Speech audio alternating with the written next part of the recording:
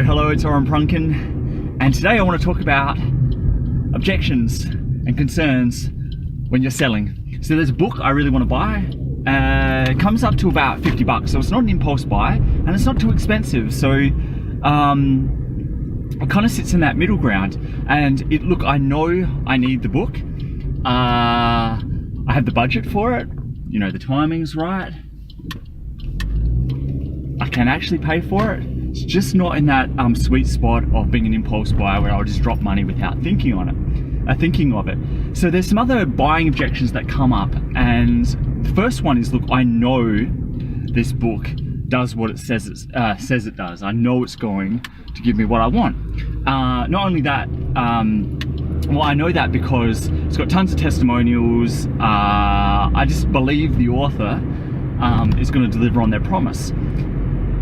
I know when I get it, I know I can go through it and read it, and it will do the things that I want, and there's no external factors that are like stopping me from going out and reading the book and consuming it or anything like that. The one buying concern that I do have, and the one that is stopping me from making this purchase, is I don't know if the book, what's contained in the book, is right for me. Now, I did say before that I know the book works. In general, the author delivers on their promise, and I'm convinced of that. And I think for most businesses and most products and services, that's the bare minimum. Whatever you're promising that your product or service does, it should actually deliver on that.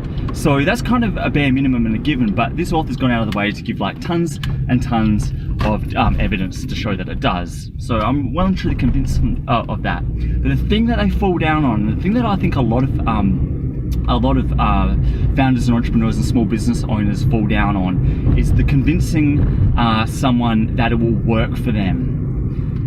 And that's the dilemma I'm facing right now. And what I mean by will it work for them is they haven't demonstrated that someone like me, so for example, like me in this situation, where I'm at in life, for example, that someone similar to them, or similar to me in my circumstance, will get the requisite value out of it. Can you see the difference between that and it actually working? So the product, it works, it delivers on its promise, but for example, I may be too advanced or too early on in the stage for it to actually apply to me. So what this author should be doing is saying, Oren, someone that's like you, and then listing off all of those demographic, all of those geographic, psychographic, behavioral different characteristics of someone exactly like me. They listed all of those and said someone in that same position as you will get the same value out of it. I would not hesitate, and I would start buying it. That's the only concern I have. So the takeaway from this is I really want you to think about how you can demonstrate to someone that's got a potential buying concern, and how you can show them that someone within their situation, their exact situation, not just in general that the product works, but someone in their exact situation, by literally listing it out. And this is where case studies come in, that it will apply to them.